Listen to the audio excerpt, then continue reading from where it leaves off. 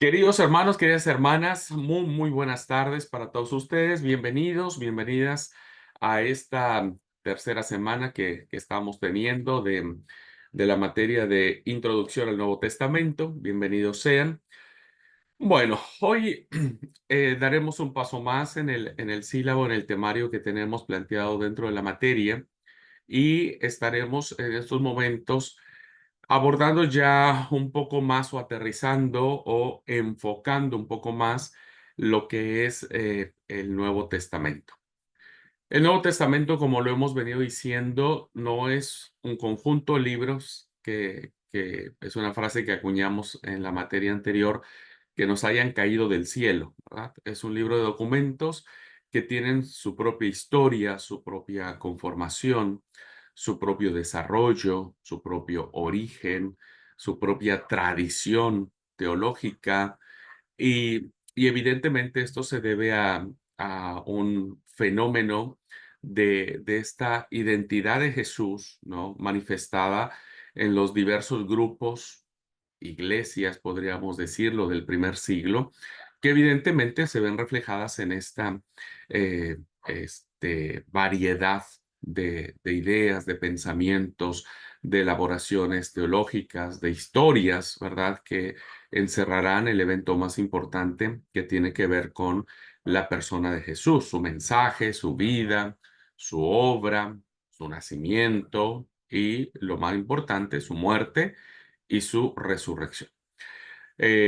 Así que bueno, vamos a ver la clase anterior. Analizábamos un poquitito acerca de cómo se fue dando esta conformación del texto, las necesidades propias de la iglesia que tiene que no solamente consolidar su fe en Jesús y lo tiene que hacer eh, no tan solo valiéndose de las tradiciones orales o de lo que alguien les está diciendo, porque pues quienes habían conocido al Señor y quienes habían escuchado al Señor están muriendo.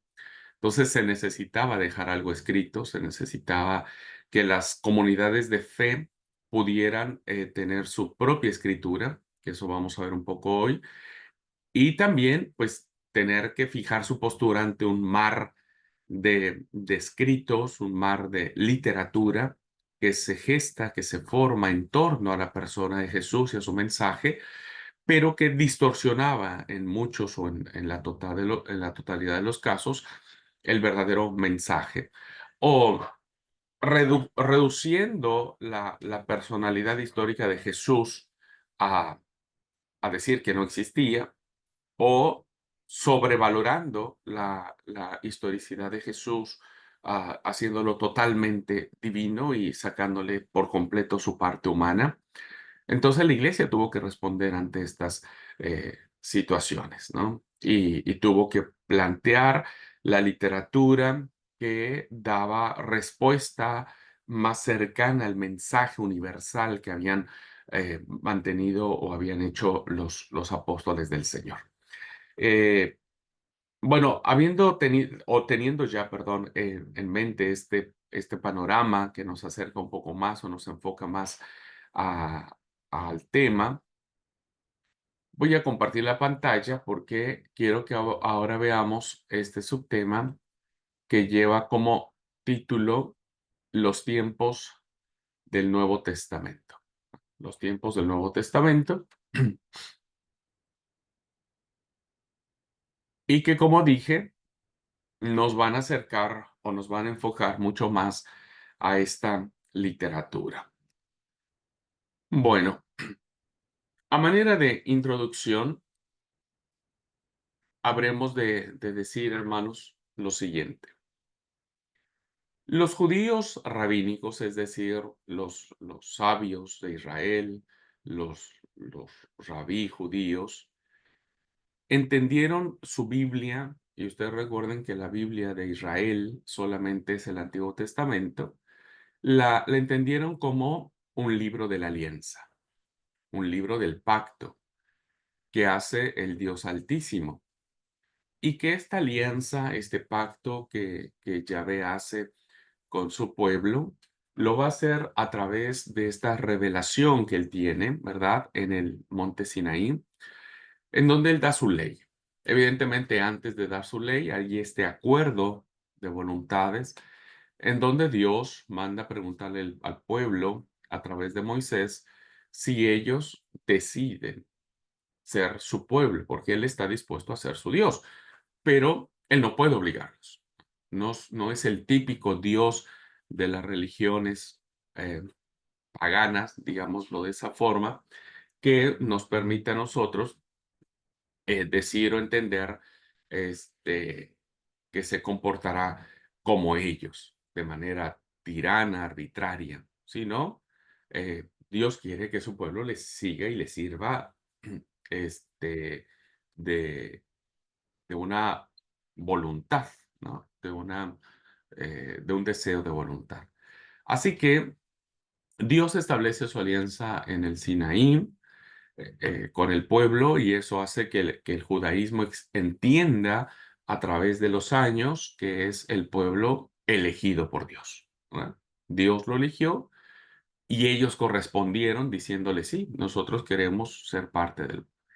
Bueno, esta alianza no solamente va a estar integrada, ¿verdad?, en la conformación de la Torá, que vendría a ser el libro de Génesis, Éxodo, Levíticos, Números, Levítico, Números y Deuteronomio, sino que también se va a expandir y se va a desplegar muy fuertemente en los profetas, ¿verdad? Los Nebijim que le llamamos. Y bueno, los profetas darán testimonio de esto. Los profetas hablarán acerca de que el pueblo no olvide la alianza que sus padres llevaron a cabo con Dios en el Sinaí. Y entonces el profeta vendrá a recordarle una vez y otra vez y otra vez, ya sea a los reyes, a los sacerdotes del templo o al pueblo mismo, ¿verdad?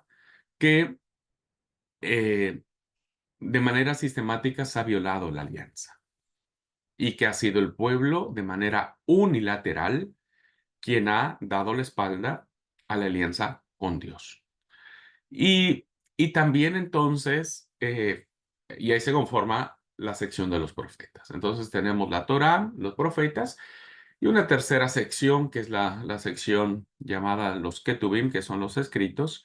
Bueno, pues evidentemente esto permite entender que con los salmos a la cabeza, pues también esta literatura va a establecer claramente la definición de lo que va a representar el verdadero pueblo de Dios a través de los libros de sabiduría, de poesía, los libros del cronista, etcétera, etcétera. Por eso, como se sabe, entonces teniendo ya las tres secciones, ¿no? La Torá, los Nebijim, los Ketubim, como sabemos, a través de esta literatura, ¿verdad?, que nosotros le llamamos Antiguo Testamento, a causa del pecado, el pueblo rompió esa alianza. Fíjense ustedes, aunque no sucedió tan así, pero por favor véanlo de una manera en conjunto. En el capítulo 19 se hace el pacto, estoy hablando del libro del Éxodo. En el capítulo 19 se hace el pacto y 30, 31, en el 32 el pueblo rompe la alianza, ¿no? Es casi como entender, el autor nos está dando a entender que prácticamente no duró mucho el gusto de Dios de que su pueblo lo haya reconocido como Dios único. Y, y terminan haciendo el becerro de oro. Sabemos esta historia porque la tenemos en los capítulos del 32 al 34, ¿no? Del libro del Génesis, perdón, del Éxodo, en donde evidentemente se habla de cómo el pueblo transgrede a Dios sabiendo que Moisés tardaba en descender del monte, entonces obligan a Aarón, ¿verdad? Y Aarón también opone mucha resistencia, obliga a Aarón y le dijeron, levántate y haznos dioses que vayan delante de nosotros, porque a este Moisés, el varón que nos sacó de la tierra de Egipto, no sabemos qué le pasó. Entonces necesitamos un Dios que nos acompañe, necesitamos a alguien que sustituya, ¿verdad? Ni siquiera buscaron, fíjense, ni siquiera buscaron un nuevo mediador con Dios. Dijeron, bueno, ok, Moisés no viene. Está bien, a lo mejor se murió, se perdió, qué sé yo, no sabemos. Bueno, Aarón, vos que sos también parte de... y que vos sos también hermano de Moisés, que vos también estuviste allí haciendo los milagros en Egipto y demás, vos que también tenés cierta comunicación con Yahvé, entonces vos seguís siendo nuestro guía, pero seguimos rindiendo culto a Yahvé. Ni siquiera eso hicieron. Prácticamente sustituyeron a Dios. Y entonces, como dijeron, Moisés, ligado con Dios, Moisés no está, Dios no existe. Entonces, necesitamos algo que sí exista, algo que podamos ver, que podamos tocar, que podamos palpar, que muestre ante los pueblos cananeos que el becerro de oro, ¿no es cierto?, era el símbolo de la divinidad.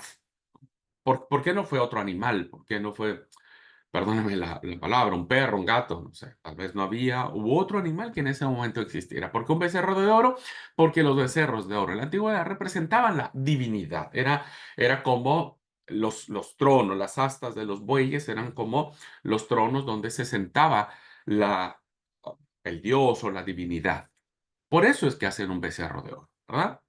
Y entonces el pueblo en ese momento rompe el pacto, ¿no? Esa alianza, y bueno, sabemos las consecuencias y demás. A partir de allí, de manera sistemática, el pueblo va a ir rompiendo ese pacto, esa alianza. Y en esa línea o en esa lectura que estamos dando, algunos profetas anunciarán el establecimiento entonces de una nueva alianza. Porque esta alianza o este pacto que se había generado de parte de Dios, la iniciativa fue de parte de Dios, pero el pueblo accedió, se había ido rompiendo cuando los israelitas cruzan el río Jordán, se establecen en la tierra prometida, se dejan seducir por eh, las tradiciones cananitas, sacrifican al dios Baal, en la época de los monarcas, tanto de Saúl, David, Salomón, el reino dividido, ¿no? El pueblo de Israel, el pueblo de Judá. Constantemente se había roto esta alianza. Entonces, Dios, a través de sus profetas, proclama una nueva alianza, ¿no? Que tendrá una característica, no estará escrita en unas tablas de piedra. Recuerden que en la arca de la alianza, estaban dentro de ella, ¿no es cierto?, ciertos simbolismos. Dentro de ella estaba la la ley de la alianza, el código de la alianza, ¿no?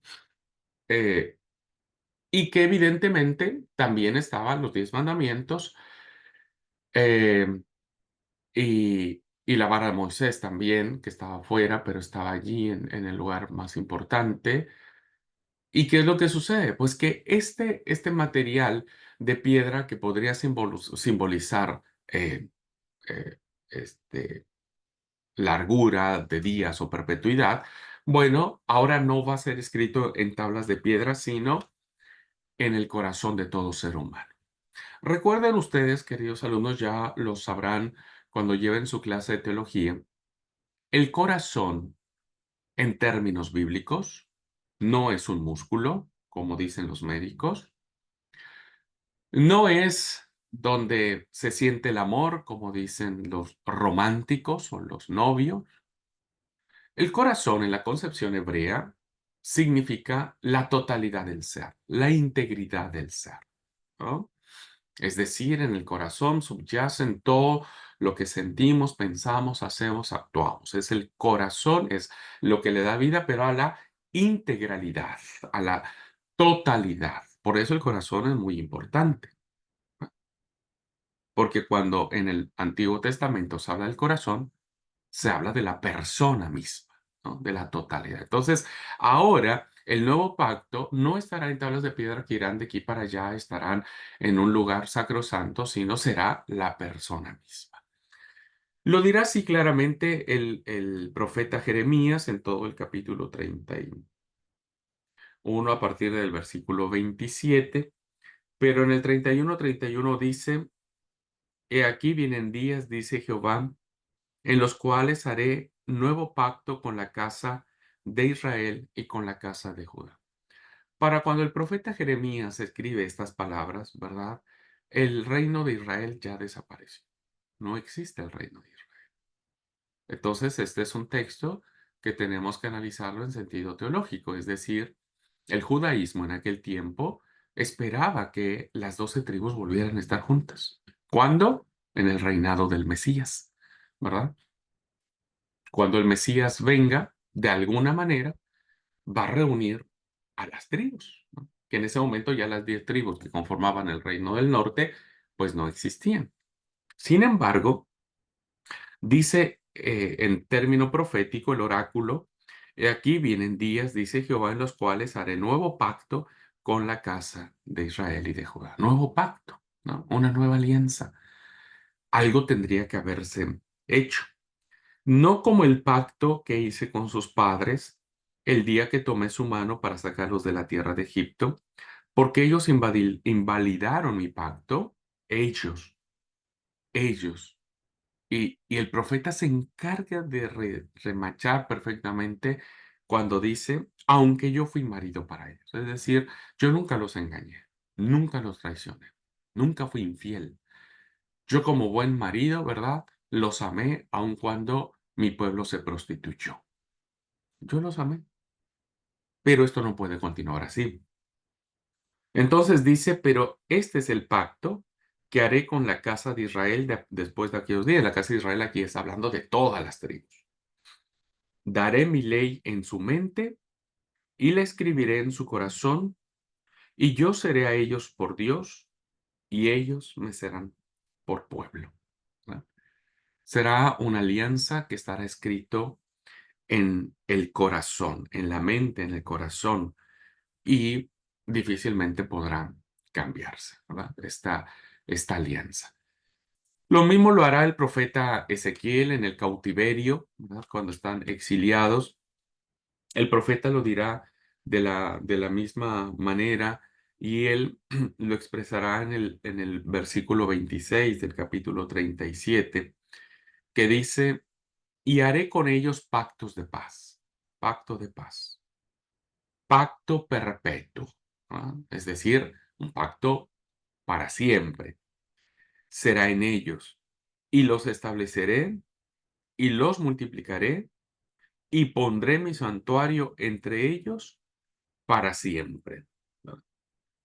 Entonces, vemos claramente que hay un pacto de paz, hay un pacto, hay una alianza, hay un acuerdo nuevamente, pero este será perpetuo. Aunque si bien es cierto, está hablando a las 12 tribus de Israel, pues esto es lo que pensaban los judíos rabínicos, ¿verdad?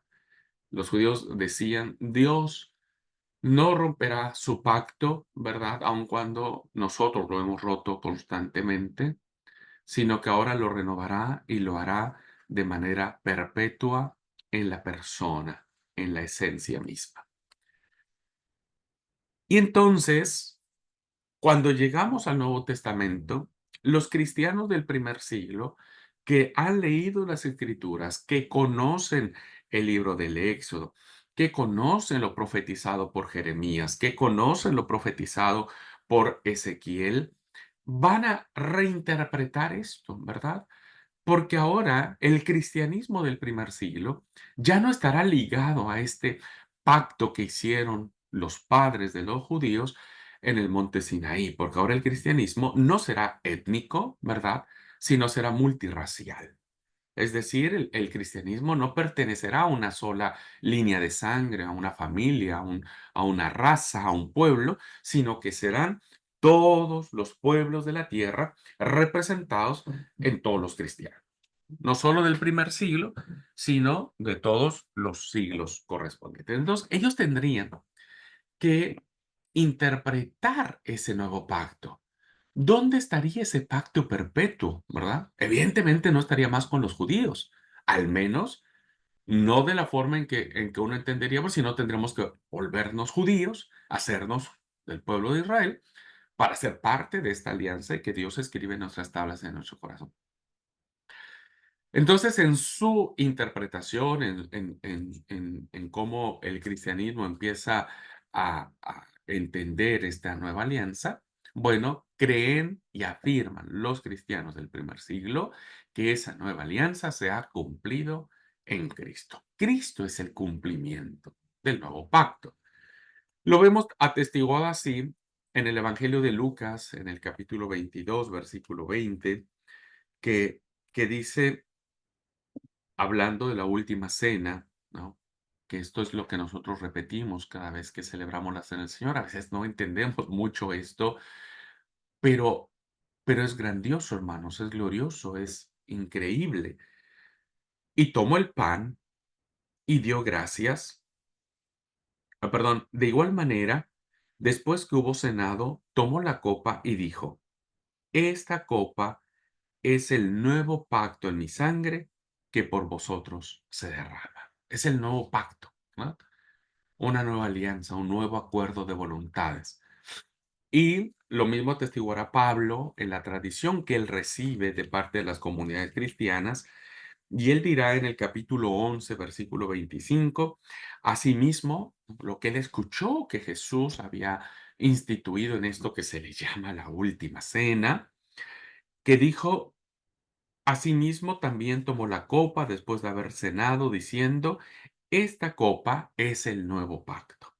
En mi sangre, haced esto todas las veces que la bebieres en memoria de mí. La sangre de Cristo se convierte en un símbolo de este nuevo pacto.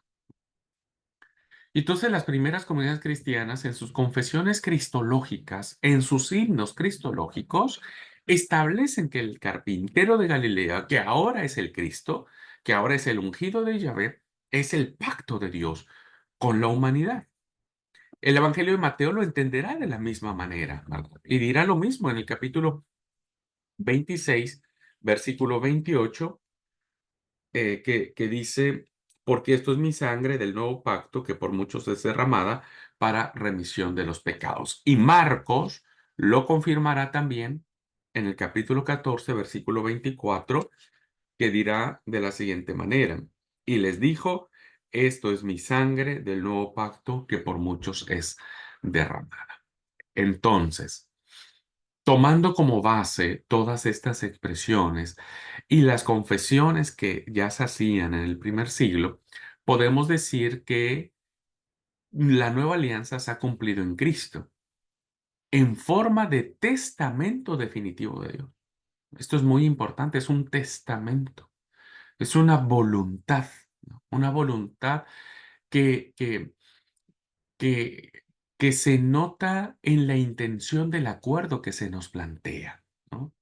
Perdón de pecados, vida eterna, salvación. eh,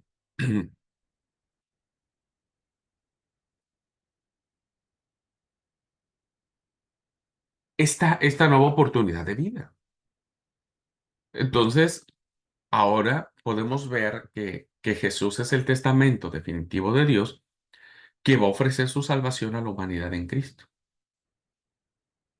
Ahora, así como lo hizo Dios cuando mandó a preguntarle al pueblo a través de Moisés, ahora Dios ha hecho lo mismo preguntándonos a nosotros, enviando a su Hijo Jesucristo.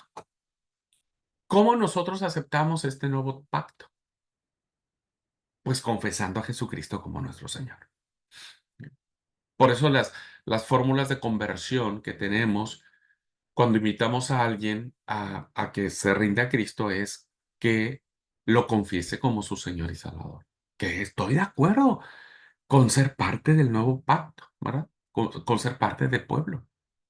Entonces ahí se cumple una nueva alianza. Ahora, fíjense algo interesantísimo. La alianza se podría romper si los seres humanos no la cumplen. Lo mismo que hizo Israel, ¿verdad? Israel la quiso romper una y otra y mil veces. El libro de los jueces no lo atestigua, ¿no? Y, y había paz en la tierra y después, ¿qué sucedía? Bueno, el pueblo se relajaba y empezaba a servir otros dioses y Dios los entregaba nuevamente en manos de los enemigos, el pueblo clamaba, Dios le levantaba un libertador, vencía a los pueblos que oprimían a Israel y había una relativa paz, pero después el pueblo se volvía a relajar y era como un círculo vicioso, ¿verdad? Hoy puede ser lo mismo. Hoy nosotros como iglesia podemos invalidar este pacto. podemos romper esta alianza, ¿no? Haciendo lo que nosotros queremos y demás. Y entonces volveríamos a hacer lo que sucedió en la antigüedad. Sin embargo, en esta ocasión es diferente, porque a través de Jesús, Dios ha convertido su alianza en un testamento definitivo de salvación. Es decir, las cláusulas están fijas, no están sujetas al arbitrio de alguna de las partes incluso, ni siquiera de Dios mismo, ¿verdad? Porque aun cuando nosotros, los cristianos, hablando en términos muy generales, desde que se funda la iglesia cristiana, desde hace más de 2000 años, pues esta diversidad de expresiones de iglesia cristiana han hecho atrocidades, ¿no? Han cometido crímenes en nombre de Dios, en nombre de Jesús. Han cometido barbaries, ¿no? Asesinatos, muertes, encarcelamientos, generando olas de terror en nombre de Dios. Sin embargo, esas expresiones, ¿no? Que ha tenido la cristiandad en alguna de sus formas, incluso hoy sigue habiendo grupos cristianos, digámoslo así, ¿verdad? Que sus líneas, sus proyectos, sus líneas de trabajo o sus enfoques de ministerio están enfocados en humillar, en menospreciar, en socavar, en hacerse de bienes ajenos, ¿no? Para consumo propio, etcétera. La alianza puede romperse o se podría romper por decisión de esta cristiandad que decimos nosotros hemos ah, formado parte del pueblo de Dios por haber aceptado a Jesús.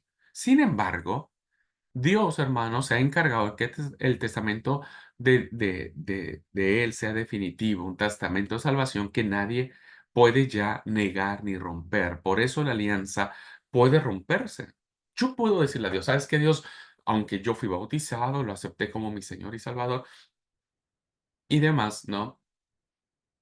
Yo no puedo romper ese testamento. Puedo romper lo que yo en algún momento le dije a Dios que sí, que yo iba a ser su siervo. Pero el testamento de gracia está vigente. Un testamento en el cual Dios nos sigue llamando a conversión por su gracia, por su amor, por su misericordia. La alianza se puede romper, pero el testamento nunca, nunca se podrá romper. Y por eso en esa línea, Jesús, la persona de Jesús, y lo que sabemos de él, tanto en su parte histórica, en su parte humana, su parte divina, aparece para los cristianos como el testamento de Dios, la revelación definitiva de su salvación. No hay otra forma. Antes eran tablas de piedra que se rompieron en el capítulo 32, se rompen, ¿no es cierto? Capítulo 33, se rompen. Hay que volver a escribir porque hay otras piedras y se pueden hacer otras tablas para recordar al pueblo, pero no hay otro hijo, ¿verdad? No hay otro hijo.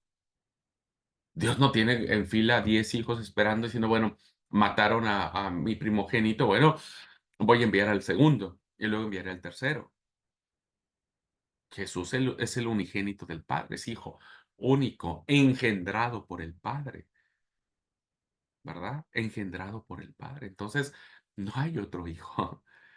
Por eso es definitivo. Fíjense entonces, queridos hermanos, cómo esta interpretación estará permeada en estos 25, 27 escritos de la Biblia, ¿verdad? En esta evolución del pensamiento de decir, estamos seguros de que no necesitamos ser parte del pueblo de Israel, o el pueblo judío, o en esta esperanza de que algún día se reúnan las 12 tribus, porque ahora en Cristo somos parte de su pueblo, ¿verdad? Antes no eras pueblo, pero ahora sois pueblo. Bueno, ahora pertenecemos no por una tradición étnica, es decir, de una línea judaica, sino por la gracia absoluta de Dios. Esto será importantísimo porque esta será la base teológica que sustente el Nuevo Testamento, el nuevo pacto, la persona de Jesús. Entonces nosotros tenemos que mirar ahora estos 27 libros en estos lentes, ¿no? Cómo los autores bíblicos van a descubrir y redescubrir a Jesús como la salvación definitiva, ¿no? No hay otro nombre dado a los hombres debajo del cielo en el cual nosotros podamos ser salvos. No lo hay, no lo existe, es único, ¿no? Entonces, las primeras comunidades cristianas, al entenderlo así, fueron capaces de soportar las persecuciones que había en el imperio y morir por la causa de Cristo, morir por la causa del nombre de Jesús, ¿no? De Jesús, porque Él es el testamento definitivo de Dios. Entonces no hay otra opción. No es decir, nos va a levantar un juez o nos va a levantar otro hijo de Dios o nos va a sustituir con... No, no lo hay. Esto es muy interesante que encontramos en el espíritu del Nuevo Testamento. Por eso, entonces, queridos alumnos, se puede hablar de un Nuevo Testamento, de una nueva alianza. Pero esta definición, hermanos, es importante que la entendamos. Ya lo he explicado hasta el cansancio. Lo antiguo no se desecha por ser antiguo. Al contrario, siempre las cosas antiguas tienen mucho valor. Pero lo nuevo tampoco se toma con desdén por ser nuevo, por ser que apenas se va a probar, sino precisamente vale mucho porque está fresco, diríamos, ¿no? No tiene mucho tiempo. Luego, entonces, cuando nosotros hablamos del Nuevo Testamento, sabemos que no es otro distinto, ¿no? Es decir, no decimos el Antiguo Testamento es un testamento diferente, no nos importa, lo hacemos a un lado, lo desechamos. No, recuerden, las comunidades cristianas interpretan ahora nuestro Nuevo Testamento a la luz y a la vida y lo traen y lo recrean a la luz de la persona de Jesús. Entonces, sabemos que no es otro testamento diferente, sino el cumplimiento definitivo del antiguo. Es decir, las primeras comunidades cristianas empiezan a entender que el Antiguo Testamento era como una sombra que anticipaba, era como algo que decía que iba a suceder. Entonces, evidentemente, esto es valiosísimo para la interpretación de la teología de los cristianos del primer siglo. Ya en estas escrituras antiguas se da por sentado que algo iba a suceder, ¿verdad? Que algo iba a pasar. Por eso, para definir y fijar esa novedad de Jesús, los cristianos han creado su Nuevo Testamento, creado entre comillas, ¿no es cierto? Para ratificar y confirmar el Antiguo. Por eso recuerden la clase anterior, la gran iglesia, una de las decisiones que tomó para hacerle frente a la herejía marcionista es confirmar como suyas las escrituras antiguas. Porque sin las escrituras antiguas, hermanos, tampoco se entendería Jesús, ¿no? No se entendería. No se entendería por muchas razones. Porque las escrituras antiguas hablan de un pueblo judío y Jesús era judío. No se entendería porque lo anunciado por los profetas, ¿no es cierto? Hablaban de un Mesías que iba a venir. Y si en ese Antiguo Testamento nosotros no hubiéramos entendido que Jesús se le da el carácter de profeta también, ¿no? Por eso el Antiguo Testamento es reconocido como el que ratifica y confirma lo que había de decirse de una manera de salvación.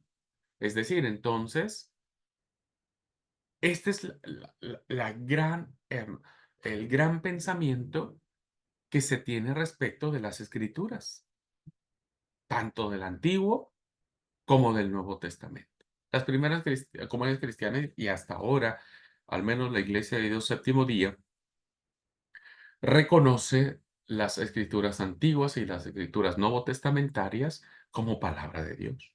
No le otorga a ningún libro, ¿verdad? Ningún valor especial. Para nosotros es palabra de Dios desde el Génesis hasta el Apocalipsis. Y eso, queridos hermanos, pues ayuda mucho a entender qué debemos entender, perdón, ayuda mucho a entender lo que nosotros debemos saber sobre este testamento de Dios.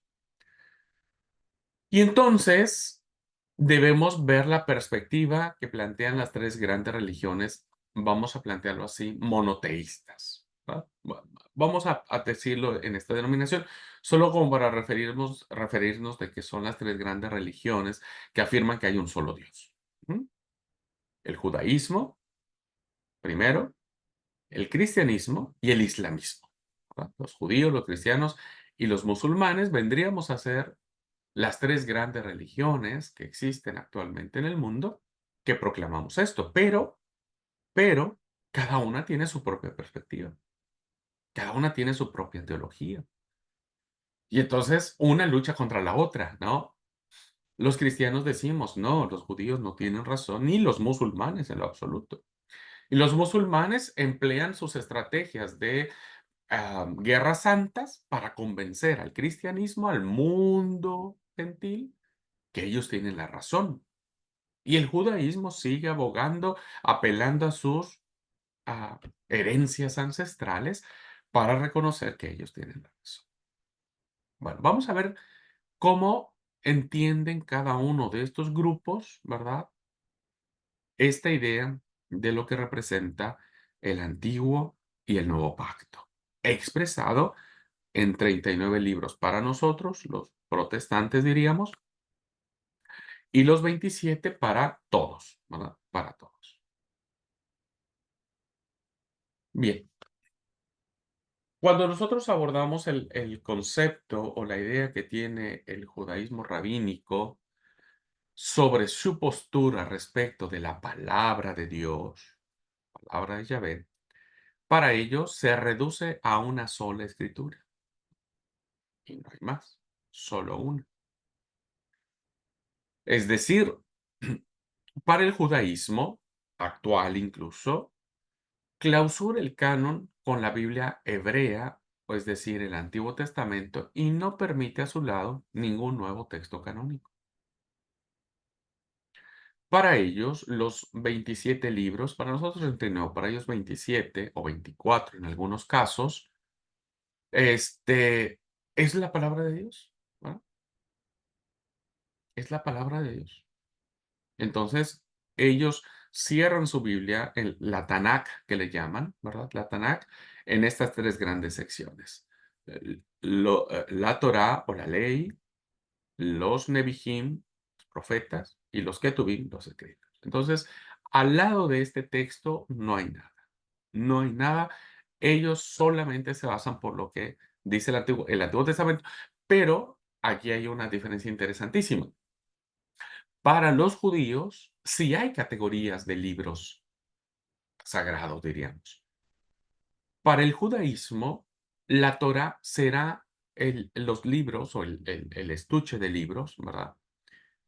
Que son estos 5 que van a ser los más importantes. ¿Mm?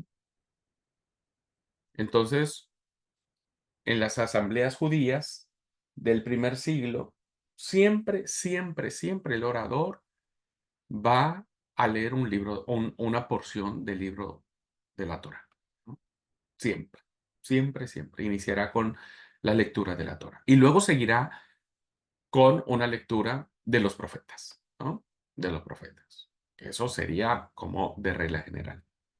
Entonces, para el judaísmo sí, sí hay esta como categorización, ¿verdad? De qué libros son más importantes. Bueno, dicho esta observación para que veamos que hay una cierta diferencia, aunque nos constituimos como religiones monoteístas, pero mantenemos interesantes diferencias. Bueno, ciertamente el judaísmo rabínico ha seguido produciendo nuevos textos sagrados, normativos. Pero estos nuevos textos, estas nuevas interpretaciones, ¿verdad? No las ponen a la par de las sagradas escrituras. No los toma como escrituras, sino como una simple tradición oral. En este caso, logran hacer lo que es la Mishnah, el Talmud, perdón, la Cábala, que vienen a ser como estas interpretaciones en las distintas escuelas rabínicas, ¿verdad? Que pasa como todo, ¿no?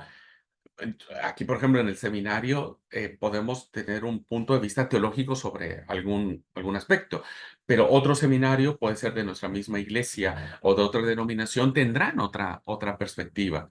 Y entonces podremos entrar en diálogo, ¿verdad? Y tratar de interpretar qué es lo correcto. Bueno, eso sucede también en el judaísmo. Y es ahí donde surgen estos instrumentos, ¿no?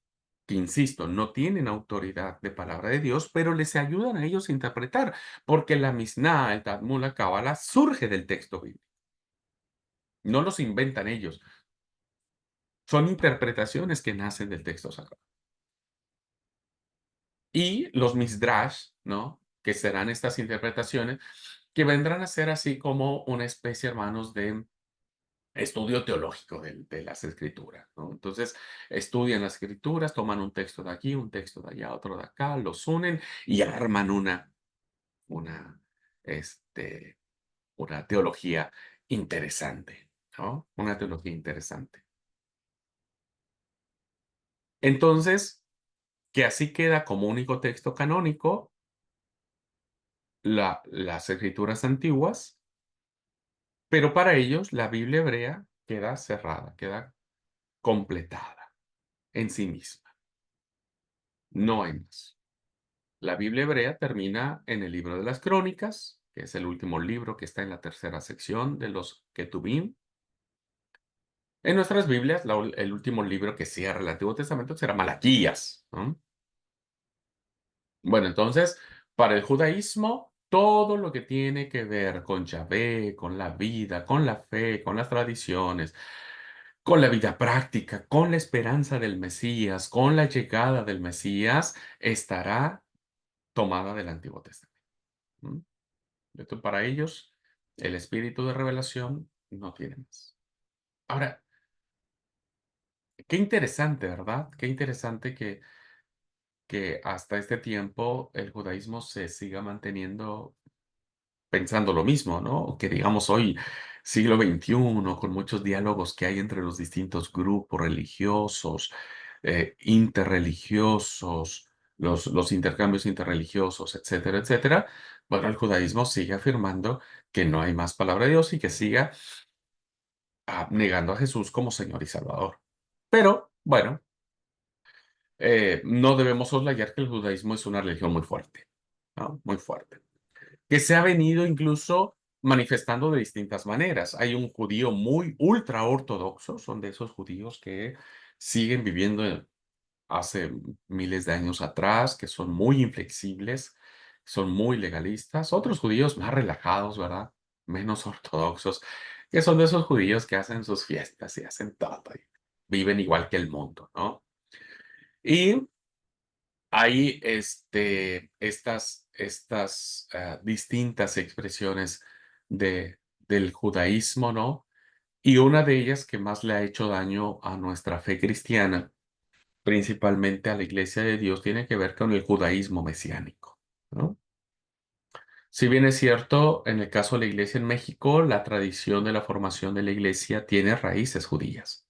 Yo recuerdo que papá nos platicaba que mi bisabuelita, los cultos se hacían en su casa y cuando era la fiesta de los tabernáculos o la fiesta de las cabañas que se le conocen, adornaban toda la casa de frutas, toda, ¿no? Tipo chozas, que es de lo que es la tradición judaica. Los templos, muchos templos de la iglesia en México siguen manteniendo símbolos judaicos, diríamos, ¿no? Hay templos que en las ventanas, en los frentes de los templos nuestros de la iglesia, y la estrella de David, por ejemplo, un símbolo muy, muy valorado durante muchos, muchos años en la iglesia en México. Eh, Aquí en Paraguay también, cuando se construyó el templo, el hermano que construyó el templo puso una estrella grandota ahí en la fachada del templo. Es un templo muy grandote, muy lindo.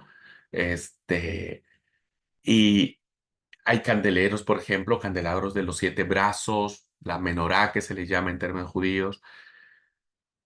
Bueno, después ya por resoluciones consideradas y creo que bendecimos a Dios por la interpretación que se tuvo, la inspiración del Espíritu. Reconocimos que no, ¿verdad? Que teníamos que dejar esas prácticas, pero quedó muy arraigado en muchas personas. Y bueno, hoy se ha levantado una secta muy, muy fuerte que es el judaísmo el judaísmo mesiánico, los judíos mesiánicos, que ellos dicen, no, nosotros sí reconocemos a Jesús, ¿no? Jesús es el Salvador, es el Hijo de Dios, es el Mesías, pero reconocemos que hay que practicar las tradiciones judías, ¿no? Entonces hay muchos, incluso hay judaísmos mesiánicos que practican la circuncisión, aun cuando se es grande el hombre, ¿verdad? Aún así es circuncidado. Y sé que muchos hermanos perdimos por esta oleada brutal que tuvo la iglesia, no solo en México, en Argentina también. Aquí nosotros tuvimos que hacer, yo era sobrevedor de la zona sur de Misiones, y en algunas iglesias que teníamos en algunas localidades, el judaísmo mesiánico empezaron los judíos mesiánicos a meterse a visitar hermanos y demás. Entonces, fue muy peligroso para nosotros, muy desafiante para nosotros. Y entonces, como sobrevedor, propuso una reunión de iglesias, convoqué a todas las iglesias del distrito, y ese día las prédicas o las enseñanzas fueron dirigidas a rescatar el valor evangélico que teníamos como iglesia y no dejarnos seducir por las cuestiones judaicas. Yo cerré ese sermón con un sermón muy fuerte, ¿verdad? Muy fuerte, creo yo, muy contundente con base en la palabra de Dios, que bueno, me valió el odio de algunos judíos de ahí, ¿no? Que por la radio me mencionaban y me decían de todo, menos que era yo lindo. Aparte que no soy lindo, pero, ¿por qué les platico esto, hermanos? Porque si nosotros no reconocemos la esencia del nuevo pacto que hay en el Nuevo Testamento en torno a la persona de Jesús y que no necesitamos volvernos judíos para ser salvos, vamos a estar a la merced de estos grupos, ¿no? Que pretenden pues traer a muchas personas a su movimiento. ¿Mm? Entonces, eh, debemos tomar en cuenta esta parte. ¿Bien? Bueno, después de este paréntesis que hice, ¿no? Para mencionar los efectos que se tienen respecto de la interpretación que hacen los judíos y ahora los judíos mesiánicos respecto del antiguo pacto. El cristianismo ve a las escrituras como una reinterpretación. El cristianismo reinterpreta, ¿verdad? Entonces, para el judaísmo es una escritura única, para el cristianismo es una escritura doble. ¿Mm? ¿Por qué? Porque cuando viene Jesús, hermanos, nace Jesús, hace su obra, su vida, etcétera, muere, resucita y demás. Hasta el momento no hay cristianismo, ¿verdad? No hay iglesia cristiana. Jesús no funda una iglesia. La iglesia se funda en la fe en Jesús. De ahí se funda la iglesia, ¿no? En la fe en Él. Porque los primeros cristianos, cuando Jesús se va y dijo, bueno, ya no lo van a ver más, ¿no? Eso lo vemos en el libro de Hechos, cuando los dos varones de vestiduras blancas les dicen a los que estaban en el lugar, ¿no? ¿Por qué miran al cielo? Tienen que mirar a la tierra. Es decir, hay que seguir para adelante, ¿no? Entonces, recién ahí las comunidades empiezan a reunir y empiezan a decir, bueno, ahora entendemos un montón de cosas, ¿verdad? Recién ahora. Lucas nos lo plantea claramente en esa hermosísima historia de los discípulos de Maús. Dice, con razón, nuestro corazón ardía cuando lo escuchábamos y cuando partió el pan. Ahora nuestros ojos han abierto para saber que Jesús, bueno, esto era lo que pasaba en las comunidades cristianas. Cuando se reunían a charlar sobre Jesús, sobre su fe, y decían, bueno, ok, ¿y ahora qué hacemos, no? Pues no tienen un cuadro de Jesús, no tienen una foto de Jesús, no tienen un audio de Jesús, no tienen una película de Jesús, solo tienen su fe, solo tienen lo que ellos escucharon y que en su momento cuando escucharon no lo entendieron con claridad, no lo capitalizaron, ¿no? Hasta que empieza todo este fenómeno guiado por el poder del Espíritu Santo y entonces el cristianismo, los grupos cristianos empiezan a reinterpretar. Ah, El profeta Isaías ha dicho que la Virgen daría un hijo y llamará por nombre Emanuel. Ah, por eso las comunidades de Mateo, a Mateo Jesús, Mateo le da a Jesús el nombre de Manuel. Ninguno, ni Marcos, ni Lucas, ni Juan le dan el nombre de Manuel. No aparece más el nombre de Manuel solo en Mateo, porque es una reinterpretación de las escrituras antiguas. Y entonces, cuando hablamos de una escritura doble, se dice que los cristianos o el cristianismo mantiene el canon de la Biblia hebrea, pero lo reinterpreta ahora desde la persona de Jesús. Ahora Jesús es el entendido como el Mesías, como el día furioso de Yahvé, ¿no? Los profetas del Antiguo Testamento decían que el Mesías vendría con toda furia, ¿no? Y vendría con la ira del día de Yahvé. Pero resulta que cuando Jesús viene, viene con el día del amor, del perdón, de la reconciliación, etcétera. Entonces hay una reinterpretación. Y empieza a agregar nuevos textos. Y dice, no, el espíritu de profecía o el espíritu de revelación no ha cesado, ¿no? Sigue estando presente ahora en esta nueva expresión de fe que es la iglesia. Entonces agrega nuevos textos, siempre referidos a Jesús y a la iglesia cristiana como consecuencia de la fe del Nazareno, ¿verdad? Entonces, los que van huyendo de la persecución van anunciando el mensaje de Jesús.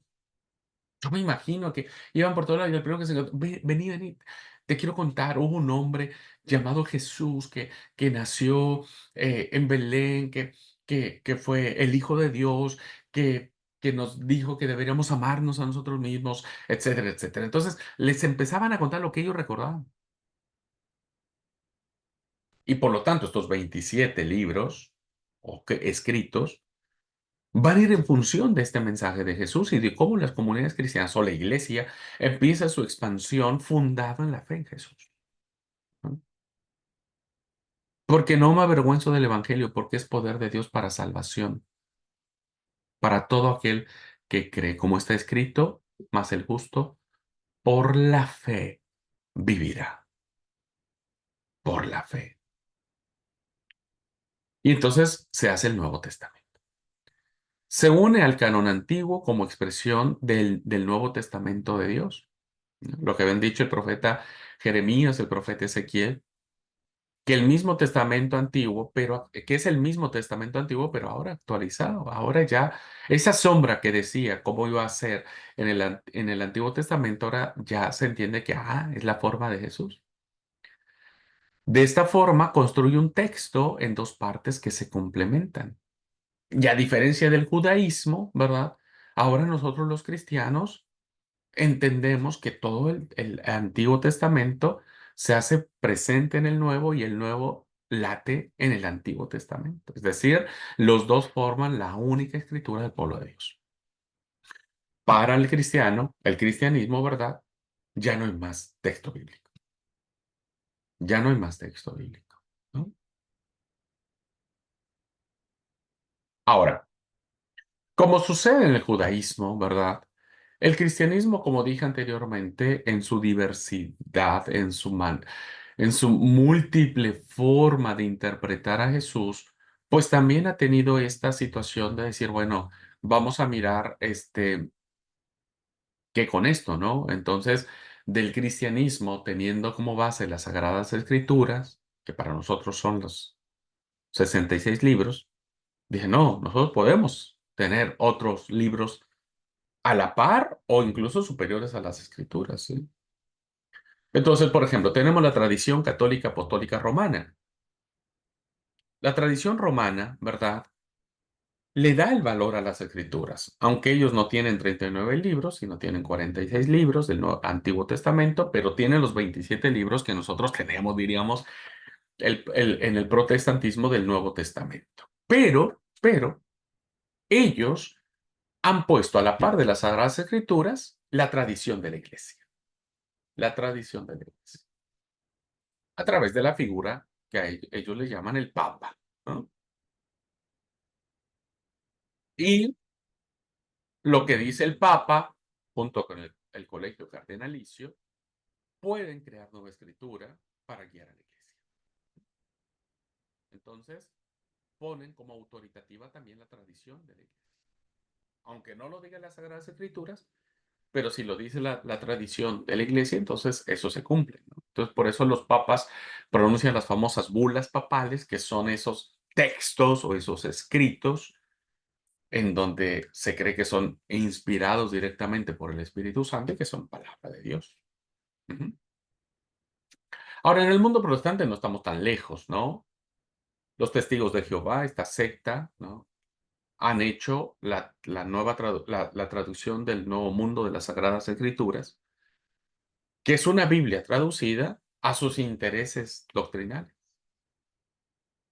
y que de manera aberrante y que de manera desafiante han mutilado muchos textos y han cambiado muchos textos para, por ejemplo, una de las doctrinas que ellos establecen es que Jesús no es Dios.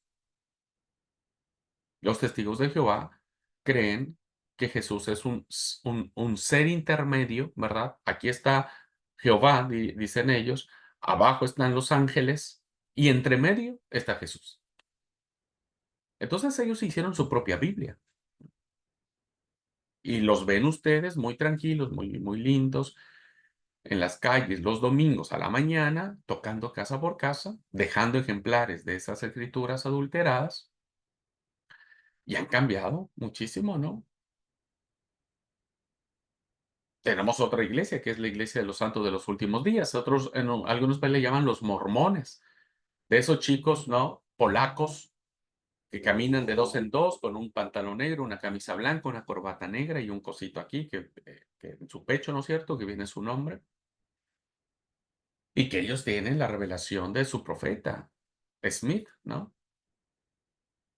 No me acuerdo el nombre, sé que es Smith, pero entonces ellos ponen a la altura este libro del Mormón, que se le conoce, el libro del Mormón, en donde nos cuentan, yo lo estuve leyendo un poco y la verdad que no me dio para seguir leyendo más porque cada línea era una aberración a la palabra de Dios. Pero vean el trabajo que se está dando a esa gente para traer personas, ¿no?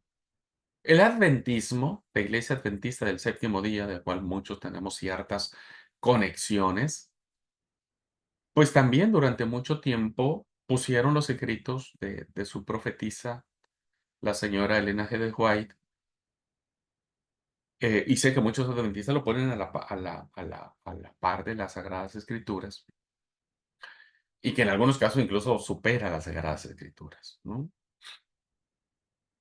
Entonces, nosotros como Iglesia del Séptimo Día, nosotros no tenemos un libro aparte, ¿no?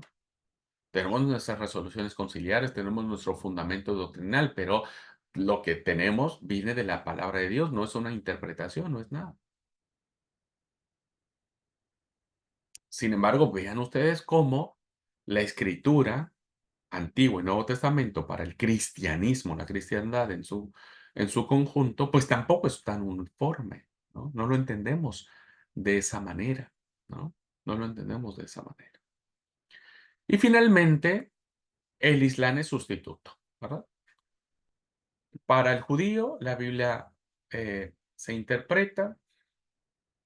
Para el cristianismo, las Sagradas Escrituras nos permite reinterpretar a la luz de la vida de Jesús, pero en el islamismo se sustituye todo eso. Y dicen, sí, nosotros creemos en Jesús, más vale que sí, ¿no? Creemos en Dios, llamado Alá, ellos le llaman Alá. Pero podemos fusionar todo, ¿verdad?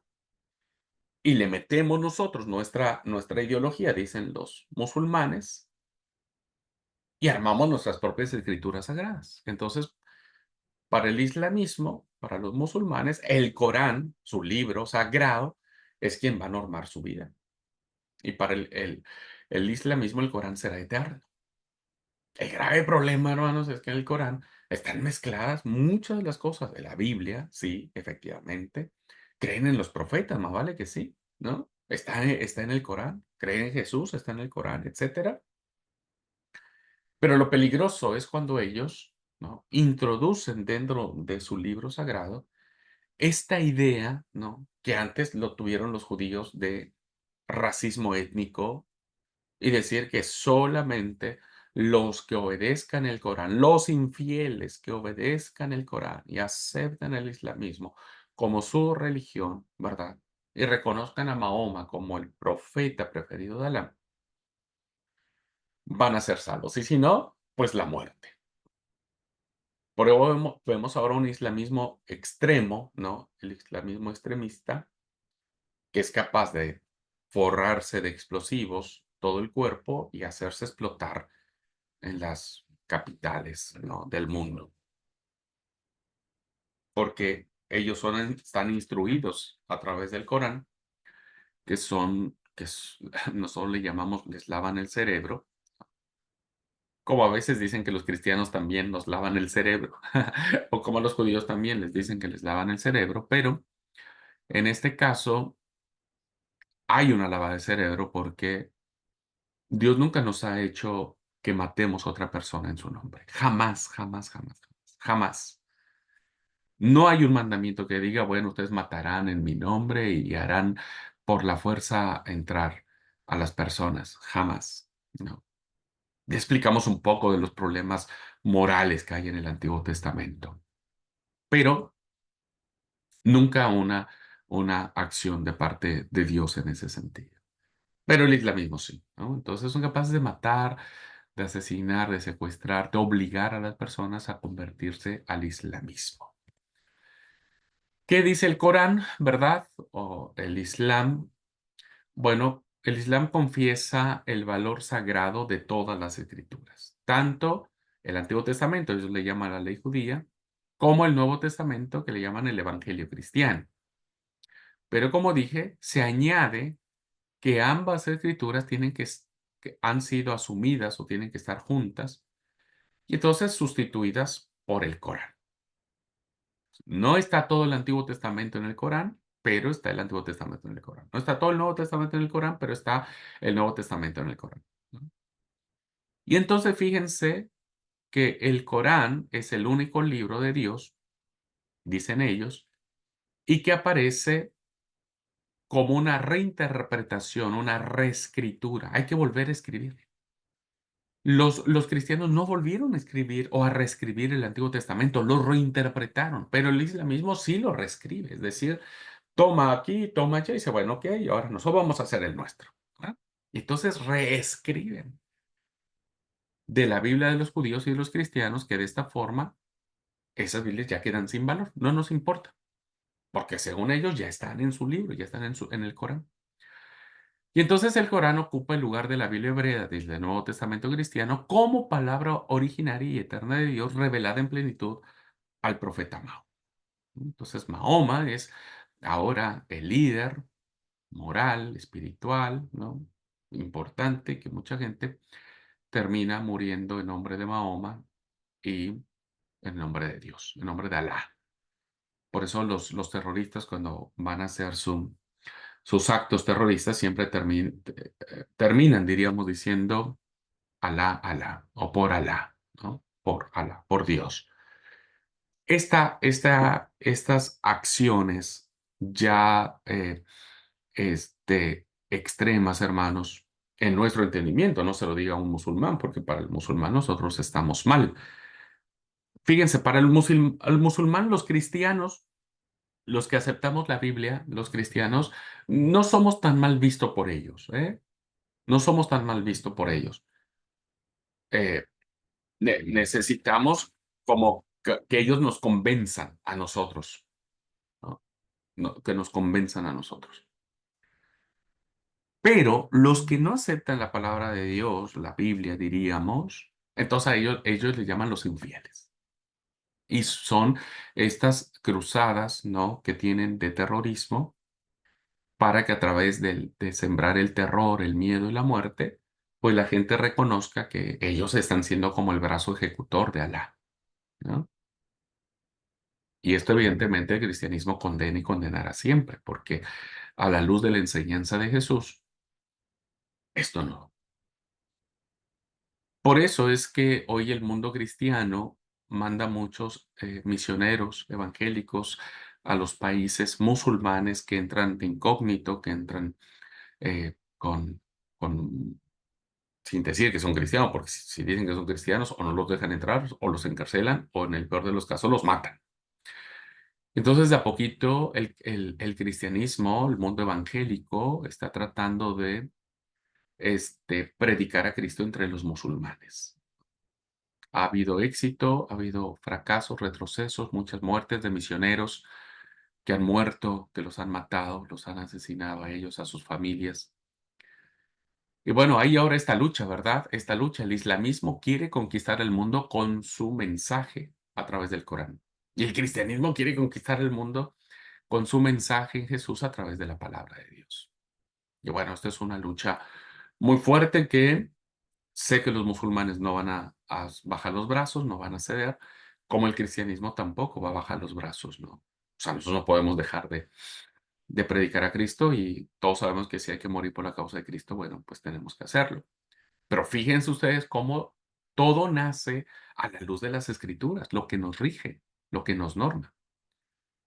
Nosotros como cristianos evangélicos, principalmente la Iglesia del Séptimo Día, sabemos que los judíos no están en lo correcto. Como también sabemos que los musulmanes no están en lo correcto. Pero ahora, si usted le pregunta a un judío, pues evidentemente para ellos nosotros no estamos en lo correcto y los musulmanes tampoco, y lo mismo harán con los musulmanes. Pero bueno, dicho esto, que puede ser mucho o poco relevante para nuestra formación, sí es importante que nosotros lo entendamos, hermanos, porque a la luz de los eventos que estamos viviendo en este mundo globalizado, pues estamos viendo cómo el islamismo está ganando mucho terreno, ¿no? Están viniendo muchos musulmanes a vivir de manera tranqui, pacífica, aquí a Latinoamérica, ¿no? Y que de a poquito están construyendo sus mezquitas, de a poquito se están infiltrando en los grupos de gobierno, ¿no? Están produciendo un montón de novelas, que para muchos son muy lindas las novelas turcas, ¿no? Las novelas turcas, porque no son de sexualidad, no hay escenas de sexo, de intimidad, de besos, ¿no? Entonces, ay, vaya, es una novela linda. Sí, lo que no saben es que los guiones de esas novelas están enfocados a que la gente empiece a aprender sus tradiciones. Vean cómo están ganando terreno, sus estrategias. Y hoy no hay país donde no pase una novela turca, ¿no? No hay país donde no pase una novela turca. Entonces, de a poquito nos vamos familiarizando. Es una forma de adoctrinamiento que están teniendo el mundo musulmán y nosotros estamos cayendo redonditos, ¿verdad? Digo nosotros quienes no están percibiendo qué está sucediendo a nuestro alrededor. ¿De dónde nace todo esto que he dicho, hermano? Pues de entender qué valor tiene el Nuevo Testamento para la comunidad cristiana, ¿no? Y cómo se ha venido dando a través de los tiempos. Por eso son los tiempos del Nuevo Testamento. Es preciso fijar el contexto y los momentos fundamentales del surgimiento del testamento cristiano, que no se entienden, insistimos, como una nueva escritura. No, no es una nueva escritura, no es algo que sea distinto, separado del Antiguo Testamento, sino como una interpretación, como un cumplimiento de la escritura antigua, es decir, de la Biblia de Israel. En un sentido, el Nuevo Testamento se añade, entre comillas, al anterior, ¿verdad? Y una continuación. ¿Por qué creen, y esto se los digo para que ustedes lo sepan, por qué creen ustedes? Voy a poner ahí, voy a dejar un segundito para que ustedes lo piensen.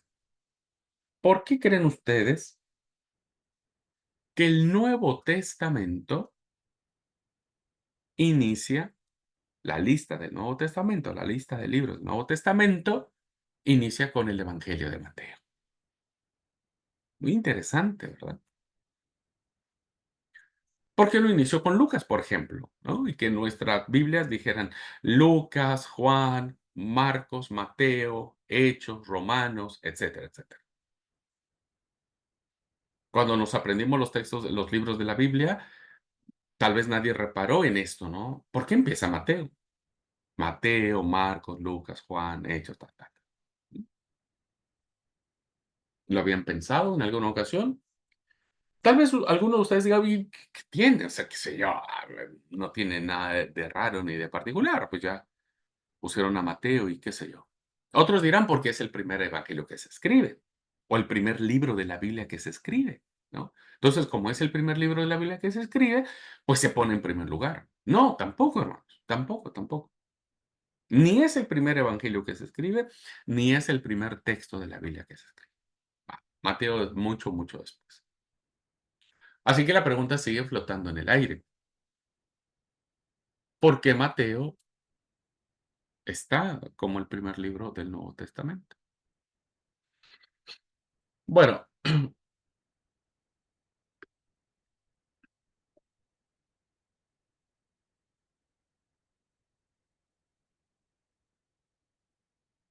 con esta pausa era para que pensáramos un poquitito sobre el punto, ¿no? Este, ya lo voy a desarrollar mucho más cuando veamos evangelios sinópticos. Eso quédese re tranquilo, que ya vamos a verlo cuando desarrollemos más esta parte. Eh, Mateo, hermanos, el evangelio de Mateo se convierte en el puente teológico entre el Antiguo y el Nuevo Testamento. Es un puente teológico, por eso se coloca. Es como esa bisagra, ¿verdad? Nosotros estamos viviendo en el mundo del Antiguo Testamento y Mateo nos abre como la ventana, ¿no? Para asomarnos al Nuevo Testamento y viceversa. Nuevo Testamento vuelve a su mirada en la ventana que Mateo nos abre para mirar el Antiguo Testamento. Fíjense ustedes que la primera narración que nos da el Evangelio de Mateo, pues tiene que ver con el Antiguo Testamento. Todos los nombres que aparecen en estos tres grupos de la genealogía de Jesús, pues son judíos, ¿no? Y todo está en el Antiguo Testamento. Entonces Mateo se convierte en ese puente teológico, porque Mateo, aparte de que es un evangelio que va a tener muchas citas del Antiguo Testamento, pues eso es ese enlace, ¿verdad? Cuando uno lee Mateo, uno no menosprecia el Antiguo Testamento, al contrario, lo valora un montón. Valoramos un montón leer el Antiguo Testamento después de haber leído Mateo, ¿no? El Evangelio de Mateo. Entonces, fíjense por eso, en este sentido, el Nuevo Testamento se añade al anterior, pero en otro no se añade, pues no es una cosa más, algo distinto, algo diferente, sino la verdad y cumplimiento de la misma escritura de Israel, pero ahora que era la de Jesús, ¿no? La escritura de Jesús era la Biblia hebrea. Estos son los momentos básicos de este descubrimiento de la escritura cristiana a partir del mensaje, vida y muerte de Jesús, ¿no? Vamos a ver un poquitito, a ver, sí. Bueno, esto lo vimos, si no mal recuerdo, ya en la clase de la historia de la Biblia y sus traducciones. Lo traigo ya a la clase, lo voy a hacerlo muy rápido porque ya lo platicamos, que tiene que ver cómo se da esto, ¿no? Entonces tenemos los hechos, los libros que se escribieron, la primera generación, que parte del año 28 al 30 viene la experiencia pascual. Aquí Jesús no deja ningún escrito, Jesús no escribió ninguna obra, al menos no sabemos o no tenemos ninguna obra de él. Del 30 al 32, ¿verdad? Todavía no existe un Nuevo Testamento, pero ya hay grupos que empiezan a verse como una expresión de la fe en Jesús. El grupo de las mujeres, que es un grupo muy importante, al menos para el Evangelio de Lucas, por ejemplo, y de los evangelistas también, pero Lucas mucho más, experimenta la vida de Dios ante la tumba vacía de Jesús que murió. O sea, ellos nunca ven a Jesús resucitar. Nadie ve a Jesús resucitar. Todos lo ven ya resucitado, ¿no? Bueno, tenemos el grupo de Pedro o los 12 apóstoles y tenemos el grupo de los Galileos, ¿no? La región donde Jesús vivió mucho tiempo, muchos años. Bueno, ¿qué tenemos aquí escrito, hermanos? Bueno, tenemos las primeras tradiciones cristianas que se asientan, una en Jerusalén y la otra en Galilea. Y empieza ya esta interpretación de Jesús como experiencia del Espíritu, ¿no? Y la escritura cristiana, hasta este momento, sigue siendo el Antiguo Testamento. Siguen citando el Antiguo Testamento los cristianos del primer siglo. Del 32 al 35 empieza ya una experiencia expansionista, evidentemente, y de consolidación de dos grupos, los hebreos y los griegos o los helénicos. No hay Nuevo Testamento escrito, seguimos con el grupo de las mujeres, de Pedro, liderando el grupo de los apóstoles, ¿no? En Jerusalén, y se mantiene la experiencia de que tal vez Jesús no, a ver, bueno, no voy a entrar en eso, sino me voy a desviar del tema. Pero se creía, el grupo de los galileos creían que Jesús, o proclamaban que Jesús tuvo que haber ascendido desde Galilea, no desde Jerusalén. Bueno, en Jerusalén surgen dos nuevos grupos, quizás al mismo tiempo, los hebreos y los parientes de Jesús, se les conoce en este grupo, que desembocarán en la iglesia judeocristiana en Jerusalén. Y los helenistas, ¿no? Que destacan el sentido de la muerte de Jesús, se extienden en torno a Jerusalén, eran judíos de habla griega, eh, que iba desde Palestina, Fenicia y Siria con un mensaje universal. Bueno, los helénicos, ¿verdad? Los judíos helénicos, judíos de habla griega, a estos grupos es al que se refiere el libro de Hechos, son perseguidos en Jerusalén. El ejemplo más claro de esto lo tenemos en Pablo, ¿verdad?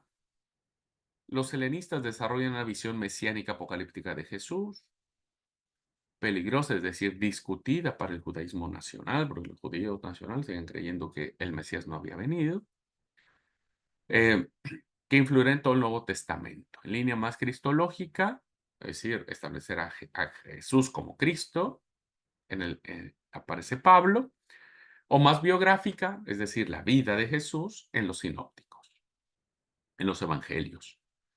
En este sentido, se puede afirmar que la historia más antigua de la Iglesia constituye el proceso de interpretación apocalíptica, ¿no? Es decir, el regreso del Señor, tal como lo empezó con los helenistas. Bueno, acá tenemos, hermanos, dos teologías básicas, una más judía, otra más helénica, una más judía en el sentido de que hay grupos que siguen luchando para que la salvación solamente venga a través de ellos, y hay otra más griega que es más universalista, ¿no? Donde no necesitamos ser judíos. Los helenistas interpretan la muerte de Jesús como gran cambio mesiánico y hablan de eso, ¿verdad? ¿Qué anuncian los discípulos que son esparcidos después de la persecución? La muerte de Jesús y su resurrección. Así que este grupo se aleja del templo de Jerusalén y comienza una misión universal, que la base de esta misión universal de los judío-helénicos será Antioquía, ¿no? Antioquía será una iglesia muy importante en el contexto griego. Bueno, del 35 al 39 tenemos tres líneas de la iglesia, todavía no tenemos Nuevo Testamento en estos años. Pablo se convierte en una figura muy importante, termina yendo a Jerusalén para platicar con Pedro, está con él 15 días, y entonces, y Santiago, el hermano del Señor, también, que es alguien importante para la comunidad en Jerusalén. Estos tres líderes despliegan experiencias distintas, cada uno piensa de Jesús de manera diferente y lo interpreta de manera diferente, ¿no? No se excluyen no se contraponen, pero evidentemente se miran de manera diferente. Todos suponen que Jesús ha resucitado y que vendrá muy pronto, ¿no? Para culminar su obra. Para estas fechas, la iglesia y todos los líderes creen que Jesús iba a venir para esos años. Ya los textos bíblicos que nos hablan de estos años, ya no está más el grupo de las mujeres, ahora ya es un grupo más masculino, diríamos, ¿no? Y los galileos, evidentemente, terminaron, todo se centra en Jerusalén, ¿verdad? Todo se centra en Jerusalén. Bueno, entonces para estas fechas tenemos un Jesús, pero varias interpretaciones. ¿Cómo sucede hoy en día, hermanos? Hoy nosotros interpretamos a Jesús de mil maneras, ¿no? Bueno, se perfilan las prácticas cristianas sacramentales, el bautismo y la cena del Señor, o como se dice en griego, Eucaristía, acción de gracias, ¿no? Acción de gracias. Bueno, para el año 41-44 hay la persecución de Agripa, hay una gran misión helénica. Ya se empiezan a consolidar algunas tradiciones del Nuevo Testamento, ya empiezan a escribirse cosas. Se fijan las tradiciones de Pablo, es decir, las obras o el trabajo paulino. Y hay tres hechos básicos que destacan este tiempo. La muerte de Santiago Zebedeo por parte del rey Agripa, el discípulo del Señor. Pedro tiene que dejar Jerusalén, y seguramente para asumir un tipo de misión hacia el mundo pagano.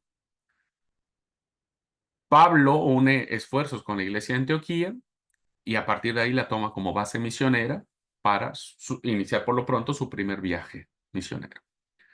Y Santiago, el hermano carnal del Señor, uno de sus hermanos, empieza a ser el líder de la iglesia en Jerusalén, ¿no?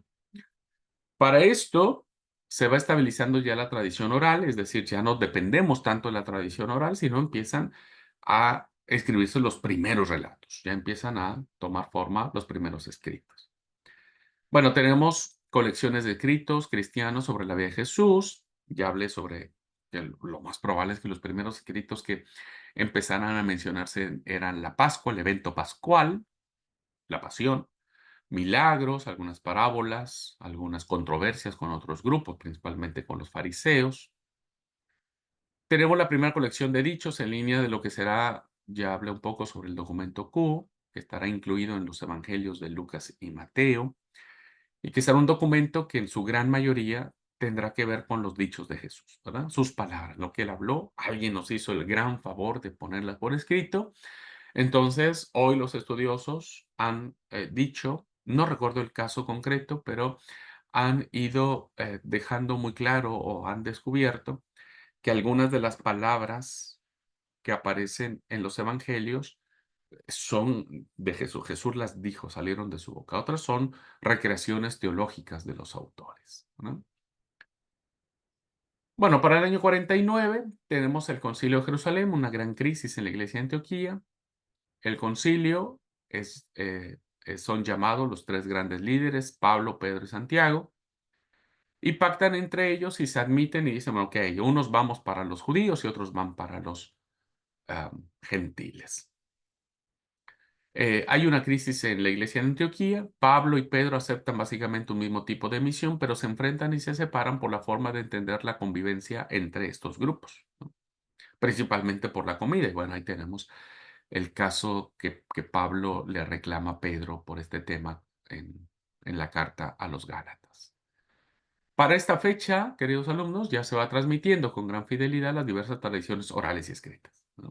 Aquí ya hay una explosión, diríamos, de literatura basada por investigaciones, en el caso de Lucas, y por tradiciones orales por parte de los otros escritores. Pablo, lo que él escribe de Jesús es lo que él recibió por tradición oral, ¿no? Por tradición oral. Para los años 49 al 65 tenemos la consolidación y crisis de los proyectos cristianos, la gran misión, ya las tres iglesias, diríamos, entre comillas, representadas por estos tres líderes que tenían concepciones diferentes, no contrapuestas, pero sí diferentes de Jesús. Bueno, se van consolidando, van extendiendo, se van ganando adeptos, diríamos, o miembros de iglesia. Y de estas fechas es como se va conformando el cuerpo paulino, a las cartas de Pablo. Pero, bueno, tenemos también que para estos años, 62, 64, mueren estos personajes, ¿no? Entonces la iglesia se queda sin estas cabezas de guianza, Pedro, Pablo, Santiago, ¿no? Son martirizados y terminan muriendo sin que haya venido el Mesías.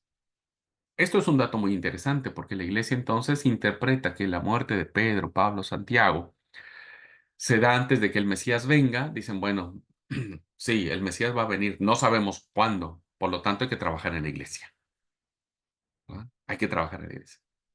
Y por eso hay literatura que tiene que ver con la organización de la iglesia. Bueno, para estas fechas, ¿no? Como dice acá en la pantalla, se empiezan a consolidar ya las 7 cartas auténticas de Pablo que se le conocen, que hablé acerca se le conocen como protopaulinas, Primera de Tesalonicenses, Primera de Corintios, Segunda de Corintios, Gálatas, Filipenses, Filemón y Romanos. ¿Mm? Bueno, ya en la segunda generación tenemos la Primera Guerra Judía, que es el fin del Segundo Templo, la destrucción del Templo de Jerusalén. Aquí tenemos la formación del primer evangelio, que sería Marcos, ¿verdad? Y hay una gran herencia por parte de los discípulos de Pablo, ¿no? Pablo tenía discípulos y por lo tanto los discípulos empezaron también a trabajar sobre el pensamiento de Pablo. Y bueno, para los años 73 al 100, hermanos, había judíos rabínicos y judíos cristianos. Surgen estos judíos rabínicos con tendencia farisea que van a codificar sus tradiciones en la Misná en un proceso que culminará hacia el año 200. Ahí ya queda inamovible el Antiguo Testamento para los judíos. En el caso de los cristianos, se estabilizan varios grupos que fijan su identidad en torno a los evangelios. Algunos son entendidos como eh, biografías teológicas de Jesús, como son Marcos y Lucas, digo Mateo y Lucas, y habrá otros escritos más, ¿no? Aquí ya tenemos Mateo, Lucas, Juan, Hechos, Colosenses, Efesios, Segunda de Tesalonicenses, Hebreos, Santiago, Primera de Pedro y Apocalipsis. Y se cree que para estas fechas, con algunos eruditos, hermanos, se cree que para estas fechas, pues ya el texto bíblico se ha cerrado, ¿no? Algunos piensan que hay otras cartas que se escriben más, como esta, ¿no? Para esta fecha todavía tenemos hasta el 120 estos escritos. Primera de Timoteo, segunda de Timoteo, Tito, segunda de Pedro, Judas, primera de Juan, segunda y tercera de Juan. Hay autores que dicen, hermanos, que este autor que se llama Javier Picasa entiende que hasta estas fechas todavía se escribieron los últimos escritos de la Biblia, ¿verdad? Y hay autores que cierran en el año 100, ¿no? En el año 100. Bueno, vean ustedes que para el 120 y el 160 hay una explosión de evangelios apócrifos, ¿no? Textos gnósticos, etcétera. Ya vimos algunos de ellos. Por ejemplo, tenemos textos apócrifos como el Evangelio de los Hebreos, Evangelio de los Nazarenos, Evangelio de Tomás, Evangelio de Felipe. Los textos que no fueron canónicos, pero que fueron muy, muy valorados dentro de las comunidades donde se leían estos textos y que algunos por poquito entraban en el canon bíblico. Fueron, por ejemplo, Primera de Clemente, la Didache, las cartas de Ignacio, las Odas de Salomón, la Epístola de Bernabé, el Pastor de Hermas, que era uno de estos, libros que estaban a punto de entrar, Justino, etcétera. Bueno, ya para el 160 o 100, hermanos, la fijación del canon ya queda más firme. Desde este momento, la Biblia, tanto Antiguo Testamento y Nuevo Testamento, se empieza a leer de manera en conjunta o conjuntamente con todos los cristianos, ¿no? Bueno, voy a dejar entonces hasta aquí la clase.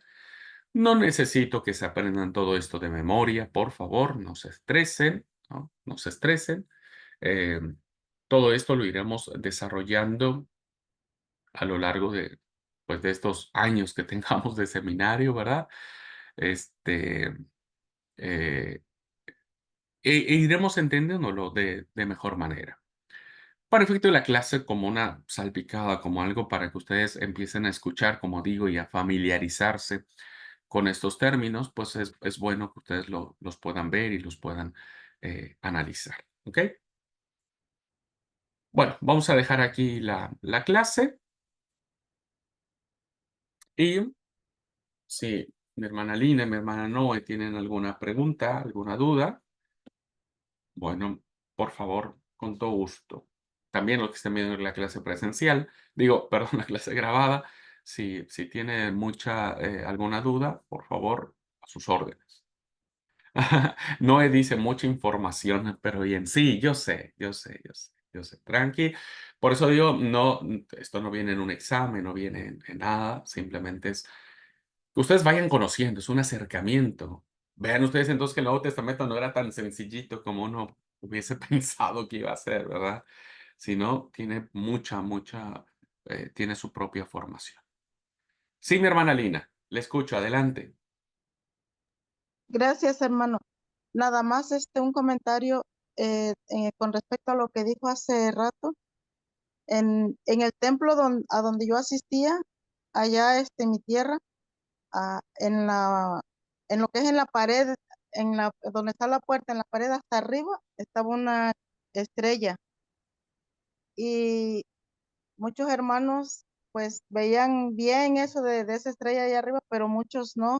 Había como controversia ahí y siempre estaban ahí como en discusión ahí, defendiendo uno cada quien su punto de vista, ahora sí, ¿verdad? Y la otra, vi una palabra que dice ahí, pagano cristiano. ¿Qué significa eso, hermano? Bueno, primero, en relación a la primera duda o la primera comentario que usted lo dice, hermana, sí, usted sabe, bueno, porque yo viví mucho tiempo en México, toda mi vida allá, y, y la verdad es que sigue siendo un problema estas raíces judías que seguimos manteniendo. Eh, Hay muchos hermanos de iglesia que se sienten re orgullosos, ¿no? Sienten como este orgullo santo, dicen, de ver sus templos con estos símbolos, ¿no? Con estos símbolos. Eh, es más fácil para muchos de nuestros hermanos, lo voy a decir con mucho respeto y con mucha seriedad esto, por favor, que se entienda. Es más fácil para un miembro de la Iglesia de Dios Séptimo Día sentir orgullo y satisfacción y demás viendo una estrella de David en el altar, ¿no? O en el púlpito esculpida, o en las ventanas laterales, o como usted dice, en la puerta del templo, etcétera, que ver una cruz, Mm. que ver una cruz. Ojo, y estoy diciendo que quiero hablarlo de una manera muy seria. No es lo mismo la cruz que el crucifijo. No es lo mismo la cruz que el crucifijo. Yo no estoy diciendo que el crucifijo. Porque el Ok. crucifijo, ¿verdad? Tiene que ver con esta ideología o teología católico-romana, ¿no? En donde un crucifijo sigue viendo al Jesús sufriente, crucificado, con la corona de espinas, con un ricto de dolor en la cara, etcétera, que evidentemente eso ya no existe más, porque Cristo ha resucitado, ¿verdad? Cristo ha resucitado. Y para muchos cristianos, ver una cruz en el templo, por ejemplo, y estoy hablando de una cruz como símbolo, ¿verdad? No crucifijo, ojalá se entienda esto, una cruz que en muchos templos evangélicos tienen, ¿verdad? Eh, es más fácil aceptar una estrella de David o un candelabro de los 7 brazos que la cruz, ¿no? Cuando en mi entendimiento la cruz puede ser mucho más evangélica que la estrella de David o que el candelabro, ¿no? Todos entendemos que ni adoramos la estrella de David, ni adoramos el candelabro, ni adoramos. Fíjense que la iglesia donde yo nací, donde yo me crié, a mí me sigue, y también, por favor, ojalá me entiendan y no me juzguen por eso, pero me sigue chocando muchísimo entrar al templo y ver todavía la tabla de la ley, los 10 mandamientos enfrente, ¿no? Porque entiendo que muchos incluso siguen teniendo cierto fetichismo y cierta, lo digo también, vuelvo a repetir con mucho respeto, cierta idolatría ante eso, ¿no? Nos sentimos como ese orgullo de ver la ley de Dios ahí, y aun cuando la leemos todos los sábados, pero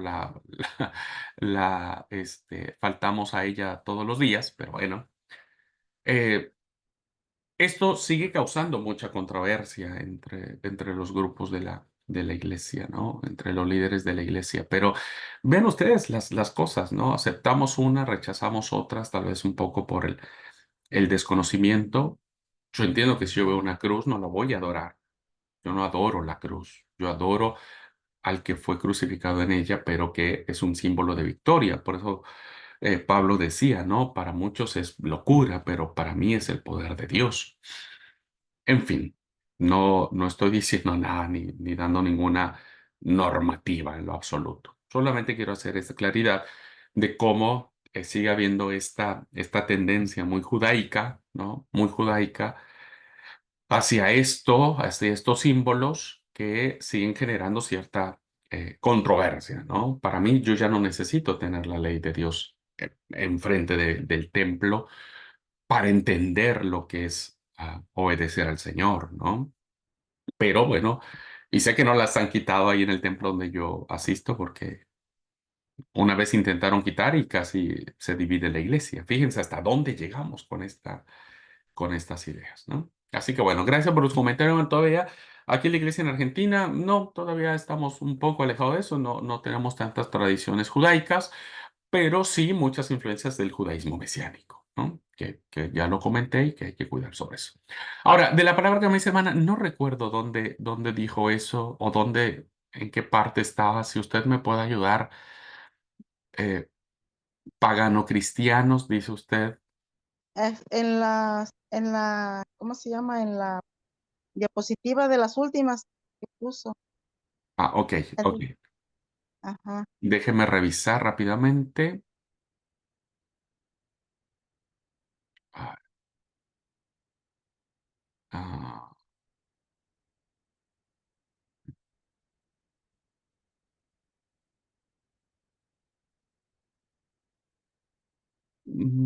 a ver, estoy en la primera diapositiva. No, eso es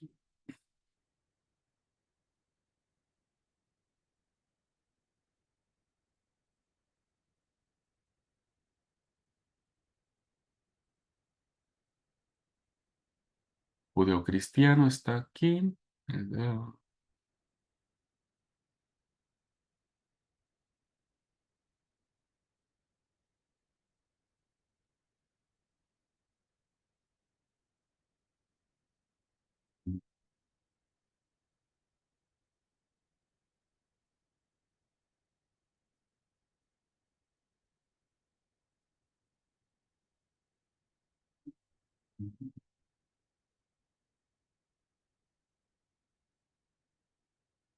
Bueno, un segundo. Si no lo encuentro aquí de bote pronto, si me deja, hermana Lina, vuelvo a revisar las diapositivas y lo charlamos la próxima clase. ¿Le parece? Sí, hermano, está bien. Gracias. Ah, ya está aquí, hermano. Sí, gracias. Sí, está en el año 49, donde dice, crisis en Antioquía, Pablo y Pedro aceptan básicamente un mismo tipo de misión, pero se enfrentan y separan por la forma de entender la convivencia entre los judeocristianos, es decir, los judíos que seguían sosteniendo sus convicciones, ¿no? Judías, y los pagano cristianos eran los gentiles que se habían convertido al cristianismo, ¿verdad? Que evidentemente eran griegos, que no entendían nada del judaísmo, que eran griegos, y entonces se convertían en los pagano cristianos o en los gentiles, que es otra palabra que nosotros hemos dicho. Los gentiles no es otra cosa más que los paganos que se convirtieron al cristianismo, ¿no? A eso se refiere la palabra, hermanos, hermana. Ah, ok. Muchas gracias, hermano. De nada, porque recuerden que los judíos reconocían que ellos eran judíos porque eran del pueblo de Dios. Y los demás pueblos, incluidos los griegos y los romanos, etcétera, pues como no eran del pueblo de Dios, pues eran paganos, ¿no? Eran las naciones paganas. Entonces, todo lo que Ah, estaba fuera de Israel eran los paganos. no paga. Ok, Claro. Entonces, cuando llega el evangelio a los paganos, pues estos se convierten en cristianos, que, dicho en otra manera, pues son los gentiles, ¿no? ok. Le llamamos gentiles. Bueno, pues muchas Gracias. gracias. No, gracias a usted, hermana. Muchas gracias. Dios los bendiga. Pues nos vemos en la próxima clase. Les mando un abrazo. Bendiciones. Linda tarde.